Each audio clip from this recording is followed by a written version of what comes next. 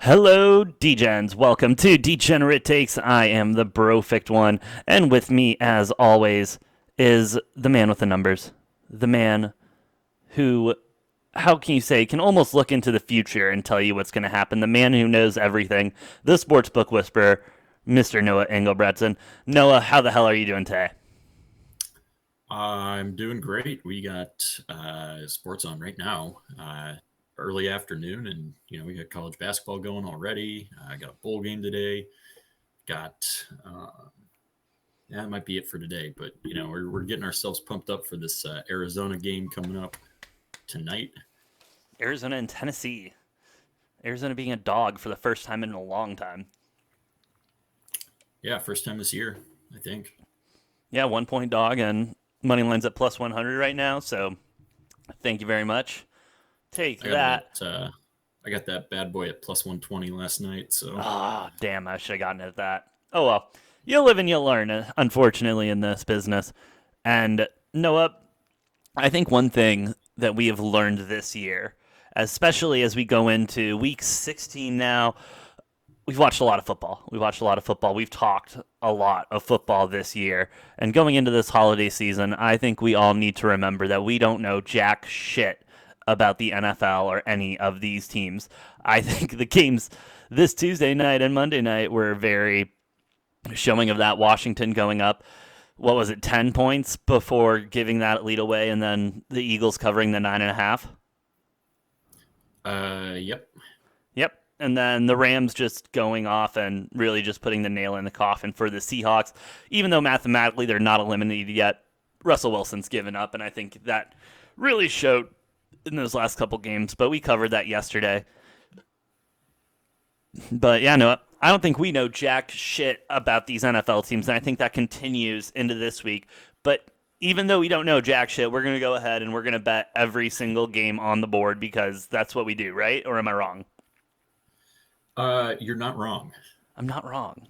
I'm not wrong. You No, love to hear that. I although I'm backtracking real quick, I would say there's some teams we know.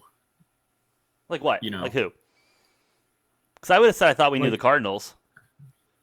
right, like I feel like we know the Packers. They might be one of the only like playoff teams that we can maybe say we know, and the Patriots, what they're doing, it's you know pretty self-explanatory. And then a lot of those teams at the bottom, like your Texans and your Jaguars and your Jets and maybe the Lions. I'm going to keep a question mark on because the Lions have decided they're hungry and they want to start showing up.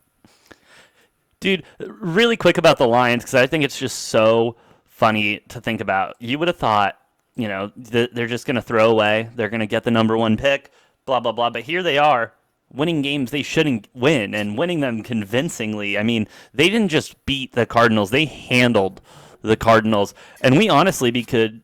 What the fuck? The fuck? You still there, Noah? Where the hell did you go? Yeah.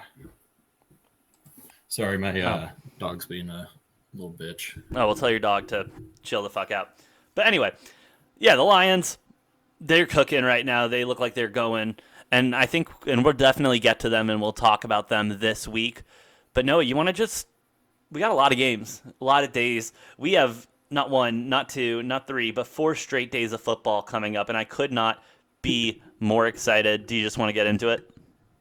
Yeah, let's dive straight into it. Although Uh, I what? don't think there's anything on Friday though. Oh, I guess we have So just not bowl games and stuff Friday. So I guess yeah, however not you four want to cut. straight I'm like the a, NFL, but yeah, yeah, Thursday, remember. Saturday, Sunday, Monday. Perfect. And remember, I'm a keg half full kind of person, so I guess you could say we have 5 football games all weekend. God, it's going to be 5 days of football, and then you're going to sprinkle in some college basketball all weekend. I'm so sorry. Is it Christmas or? I mean, yeah, it is Christmas actually. It Holy is, shit. yeah, AJ, it is Christmas. Well, hey, Christmas came. Fucking, why is this doing it today? I'm Christmas came sorry on for time. some reason. No, I haven't changed any of the settings on this program or anything, but for some reason today it says I am talking way too loud. So stay tuned on what the fuck my computer decides to do with that. But till we figure that out, let's get right into it, Noah. We've got our Thursday night game this week. It's not a barn burner at all. It's actually kind of a lame game. You got the 49ers and the Titans. Both teams kind of trying to find out who they are. The 49ers definitely coming into their own the last couple weeks, and the Titans just skidding a little bit, winning some games here and there. You got the 49ers, 3.5 point favorite to total at 44 points. They are in Tennessee. That is noteworthy. Let me go to the. Well, I tried to find if there's any COVID or what the injuries are. Noah, what do you think about this game Thursday night? And should I be excited at all? Yeah, you should be excited because this game's massively important for both of these teams That's true. in their playoff hopes and playoff seeding.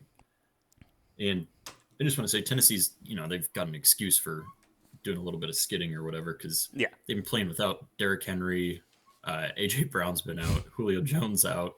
So, I mean, you just take away all their offensive weapons and Tannehill's forced to try to do everything himself. Clearly, he turns the ball over a lot. So, Yeah. And looking at injuries and everything, obviously would change. Noah and I both agree that if you're betting these games, you really got to start waiting until right before kickoff to get your bet in because you really just don't know who's going to be out with COVID and everything, or what the protocols are, who's going to come back in, and you might get a better line, worse line. But hey, that's gambling, baby. But all the injuries I'm seeing are known, like actual injuries, not a lot of COVID list yet stuff yet. And it's on both the Titans and the 49ers. Deebo Samuel obviously being out is a big loss to that offense. And yeah, Raheem Morris. Dang. All right, well, 3.5, no, a total 44 points. I know where I'm leaning on this one. Where are you going? I'm conflicted. This is a tough one for me. But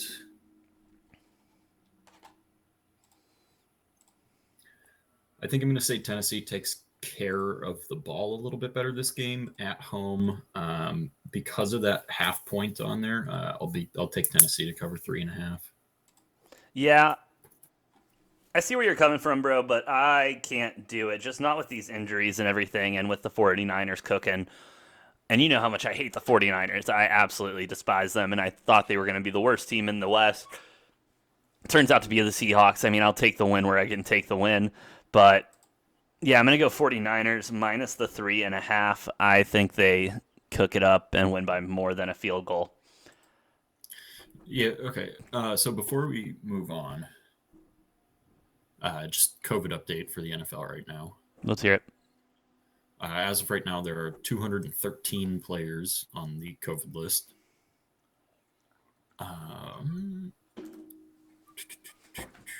Let's see. On Monday, we had 51 players added to the list, including on the Chiefs, you got Travis Kelce, their kicker, Harrison Butker, and one of their starting quarterbacks, Travarius Ward. 7 Charger players, including Corey Linsley, their big money center, and Joey Bosa. Jared Goff, also on the COVID list on Monday. Tuesday, 21 more players were added. 7 more players on the Chiefs, including Tyreek Hill being a big one. So we've got 13 players on the Chiefs, including, what is that, like seven or eight of those being starting players. Yeah, definitely a big deal. Especially getting this late in the season, you really need everyone at their full strength. And then Cole Beasley on the Bills. But just looking, obviously the Bears have activated a couple players back off the COVID list, but the Bears are still got a lot of players on that list. The Cardinals, Falcons, both doing really well. Baltimore and Buffalo, kind of so-so, not terrible. Carolina, very healthy from COVID perspective. Bengals, very healthy. Browns, Browns still have a shit ton of players. We'll see if they activate any of those as the week goes on. Cowboys doing really well. Broncos doing well. Lions, other than Jared Goff, they only have one other player on it. Packers, they're doing very well. Only 2 players on the COVID list. Texans have a lot. Colts have none. Jaguars have none. Like I said, Kansas City now up to 13 players on the COVID list. Raiders doing really well. Chargers kind of iffy now. Rams still iffy. Dolphins doing really well. Vikings doing well. Patriots doing really well. Saints doing really well. Giants a bit iffy. Jets have a ton of COVID positive players. Eagles doing very well. Steelers well. Niners have nobody on the list. Seahawks doing pretty well. Buccaneers doing well. Titans doing well. Washington football team a little bit iffy. So there is your COVID update as of Wednesday, December 22nd. Well, thank you very much for the update, Noah. We do appreciate it. You know, you did mention a team with a lot of issues, and we're going to go ahead and talk about them now. We're talking about the Browns going to the Packers. Noah, our boy Aaron Rodgers is cooking. He's playing better than he's ever played before. Honestly, MVP again, back to back, because Tom Brady, I guess, is in the conversation, but yeah. Brady just has more yards and touchdowns, but I think the big thing is you look at Brady, who's got 37 touchdowns, but 11 picks. Rodgers at 33 touchdowns and only 4 interceptions. With a game missed, there's a big yards difference, but if you look at the two offenses and how they run, that makes a ton of sense. Bruce Arians' offense, he just loves to throw the ball as much as possible. Yeah, he really does. And Matt LaFleur's offense, on the other hand, very centralized on running the ball, having these big long drives, and eating up clock. So no, yeah, absolutely, and they're very good at doing that. I mean, they can just hold on to the ball, or they can score. It's unbelievable. Everybody is betting the Packers on this game, and I can't blame them. Packers are a 7.5-point favorite, total at 44.5. I really don't have a lot to say about this game. It's in Lambeau. The Browns are in rough shape right now, regardless of COVID and everything. Even healthy, I don't think they win this game. I don't think they keep it close. Give me the Packers 7.5, and I will already start thinking about what I'm going to spend that money on. Yeah, what I've been saying for most of the season, Packers and the under, except for I am off the under train. The Packers have hit the over 4 weeks in a row after taking that over? After starting the season 8-2 on the under, they've now hit 4 overs in a row. I'm not going to take the over or the under on this game, but yeah, give me the Pack to cover. I love it. I'm on the Pack to cover as well. And then to wrap up Christmas Day, Noah, probably the hardest game for me to pick this week. 2 teams that I'm a really big fan of. 2 teams that have been absolutely cooking, the Colts and the Cardinals. Colts have been finding their way and truly becoming the team that I thought they were going to be at the beginning of the season. Jonathan Taylor being an absolute stud. Carson Wentz not turning the ball over nearly as much as he was at the beginning of the season. I think really getting a hold of that offense and really understanding it now has helped out a lot. But now we got the Arizona Cardinals. And the Cardinals are here. They're playing football, I guess you could say. God bless it. Yeah, there we go. I guess you can say they're playing football. However, a lot of stuff is scaring me. You got Kyler Murray playing like he did at the end of last season, just kind of throwing the ball away, not really doing shit with it, not making plays, not getting out of the pocket. D-Hop being out, obviously not having that security blanket is rough. J.J. Watt, he should be back soon, right? Or is he back already? I'm so confused on his health status. Because I don't think he played last. I can't hear you. What the fuck? Can I hear you now? Can you hear me? I don't know, can you? Yeah, I can hear you now. Sorry, go ahead. I mean, obviously, I haven't been watching like most of the Cardinals games super closely unless they've been on prime time. But I feel like he either has just been a non-factor or he hasn't been playing. He's out. I couldn't tell you which one it is. He is out with a shoulder injury still. and will be out this week. I feel like that's been the story of his career is like it's always like his shoulder, pec, like in that like kind of location. No, yeah, absolutely. And that's going to be an issue, especially being a D end, but fuck. And everyone seems to be out. Zach Ertz questionable, Colt McCoy questionable, James Conner questionable. Yeah, we got a lot of injuries. So do the Colts, though, however, not nearly as devastating, I would say. This line is at 1 and has not moved. Cardinals are favored by 1 point at home on Christmas Day. Total at 49.5 points. You go first. I don't know what I'm doing with this game yet. Uh, this is really tough, this game. Um, essentially a pick 'em at this point. Um, I mean, I don't know why you would take the 1 point in either direction. Unless you just want that security blanket of a push, but that's So boring. if you're taking the Cardinals, I would take the point because that's at minus 110 and the money line's going to be minus 112. So I mean, if you want to save the 2 cents, you go. I mean, if you want to sell that 2 cents, you go with the money line. But if you really think the Cardinals are going to win this, you go with the 110 and you take the points. In my opinion. Yeah, Gosh. I don't know. I think I'm going to take the Cardinals, and here's my logic on that. I think they're coming off of their worst loss of the year.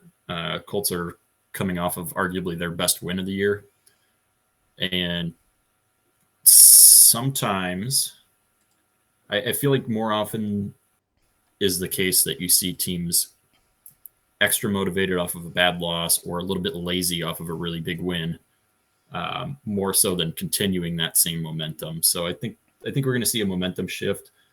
I'm going to say I especially like the Cardinals maybe first quarter or even first half.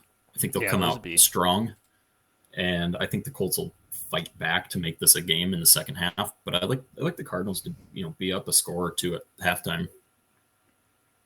So I may. Okay, so great. I'm gonna take them. I'm gonna take them for the game, but my best bet for this one is probably Cardinals first half money line.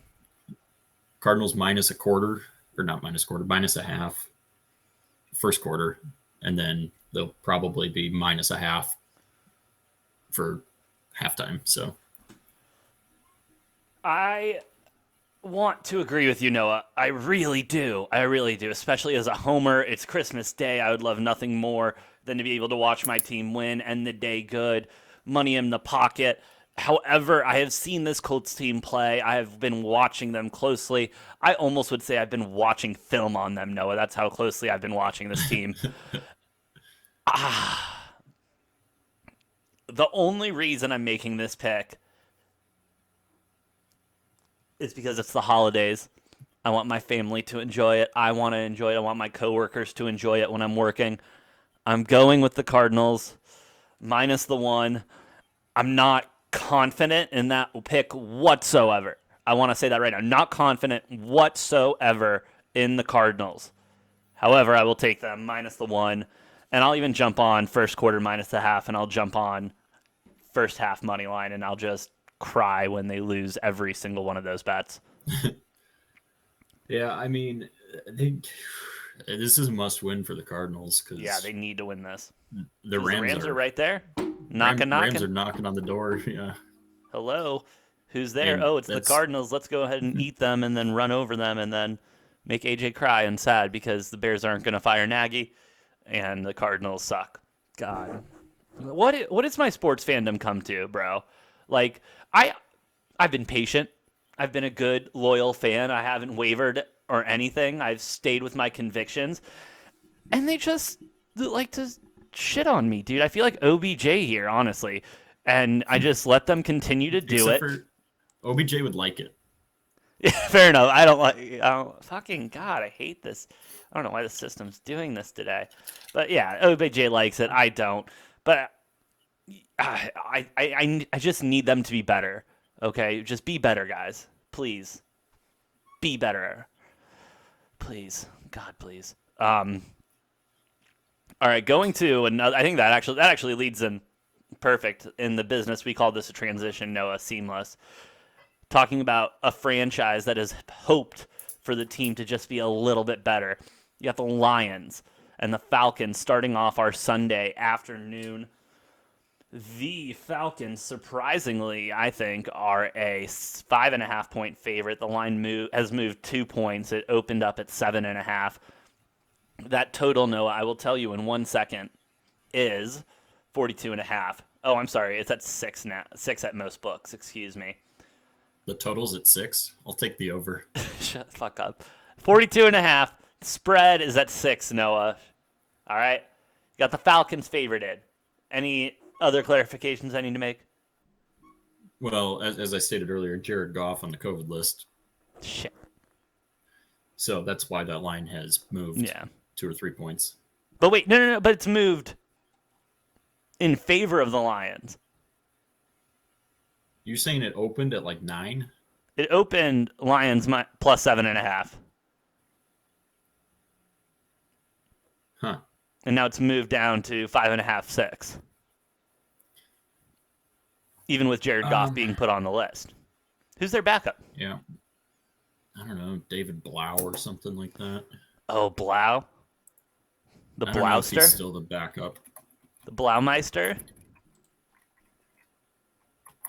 All right. So before we get into I'm looking it up right now. All right. If it's the Tim Blaumeister. no, it's Tim Boyle. David Blau is their third. He's their third string though, so he's still on the roster. Tim Boyle. Huh. He played a little bit earlier this year, didn't he? In one of their games. Yeah, and I don't think he played. Goff was out for bad. one of them. He didn't play bad, but he obviously didn't play good because he's a Lions quarterback. I will say though, the Lions have been. No, he played bad. He played against the Browns. He went 15 of 23 for 77 and 2 picks. That's when the Browns had it figured out though, and they were cooking. Well, no, because the game was only 13-10. Jesus Christ.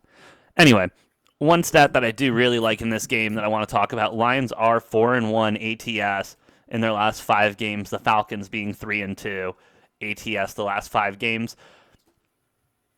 I'm a sucker for this team, Noah. I love Dan Campbell. I love the Lions. I love everything they stand for. Give me +6, 5.5, whatever, and then I'm even going to sprinkle a little bit on the money line. A little bit on the money line. What are you thinking, bro? I'm taking the Falcons to cover. Yeah, I thought so. This is a square bet, dude. Especially after the Lions they're going to come out flat, I think. You think the Lions will come out flat? Yeah, after beating the Cardinals, they're going to that's what happened after their last win against the Vikings, didn't it? Because they just came out and got their shit rocked by the Broncos. So another very mediocre team. So, but I think also they're trying to turn a corner, trying to get some momentum going into the offseason and everything, which I wouldn't blame them. However, especially with the draft class being kind of weak. They also have Tim Boyle at quarterback. Hey, we've seen crazier shit. We've seen crazier shit in the NFL. So I'll ride with Tim Boyle, the Timster, the Boyle-meister. I'm just not gonna sell out on crazy shit happening. I'm gonna go with conventional wisdom and take the Falcons. Fine. All right, this next game though, I think I'm gonna throw conventional wisdom right out the fucking door. You got the Buccaneers at the Panthers. Buccaneers, 10-point favorite going into this game. Obviously, with a fuck ton and a half of injuries. Totals at 44 points. They're in Carolina. Everyone and their mothers is betting the Buccaneers. You got 79% of the bets, 76% of the money. Noah, this is a perfect spot to fade the public. 10 points blindly fade the public. Not even blindly, dude. Tom Brady... Gronk can't catch the ball for some reason. He's questionable to play every other week. His offense is completely decimated. That secondary is still a liability. I love the Superman. I got to say, it's probably my favorite celebration in the NFL. I'm going to take Cam Newton and the Panthers plus the 10. I I absolutely hate where this line is. Really, I love where the It's line's at. I love where it's at. Well, it's better than where it was at. It opened up at 6.5. why didn't I get it at 6.5? I don't know, man. Um, I I don't know. I think Tampa Bay missing pretty much all their weapons. Will they be able to figure it out or not? I don't know. Will we see crybaby Brady again? Who knows? What I can tell you is the Panthers are terrible. They So bad. fucking suck. So like, I don't know. I mean, Cam Newton probably, he'll have like one passing, one rushing touchdown, and then he'll have like four turnovers. Oh, absolutely. Absolutely. You know what? I don't care. I love what Tampa Bay's defense did against the Saints last week. I feel like Taysom Hill is very similar to Cam Newton in quarterback style. Yeah. I think Carolina's offense is a pretty similar kind of built offense to what New Orleans is. I'm gonna say Tampa's defense gets the job done here. I'm gonna take them to cover the 10, and I'm gonna take the under. I can't blame you on the under. I like the under a lot. I might take that as well. Buccaneers, though, I going from going to win every game this season to playing very questionably does scare me a little bit. Yeah, didn't you say they were gonna go undefeated and win the Super Bowl at the start of the season? Noah, you know what's funny? I was listening to, I believe it was McAfee That's or funny. Colin Cowherd, and they were talking about how in this business and everything, you talk so much, you have so many takes and everything, you can't even keep track of them, and most of them are just going to be god awful. And I was thinking the other day, I was like, mine haven't been that bad. I've had some pretty good takes, and then I went through some old clips and everything, like, wow, I need to shut the fuck up, but I'm not going to. So, bing bong. Anyway, Unlike mine, Noah, I do hate to do mine are all this. good. Mine Oh, are fuck all off. beautiful. Fuck off. Like Uh, especially after Carolina was 3-0, and I said they weren't going to win more than 7 games this season. True, that Sitting one at was five and good. nine. They're Rams going to though, play that Tampa one, twice. the Rams pick is quite little sketch though. Yeah, it's still in the cards. Fair enough. All right, now, no, this is the part of the show where we take a break because I'm out of beer. So we will catch the Degens in part two with the rest of the morning slate, along with Damn, the Sunday night. Huh? is this gonna take 3 parts for this one? Dude, it's a big slate. We got a lot of shit to do, and so I'm gonna be drinking a lot of beer. So maybe, I don't know. Anyway, if you are listening live, go ahead, take a break, grab a beer. We will be around with part two of Degenerate Bets NFL Week 15.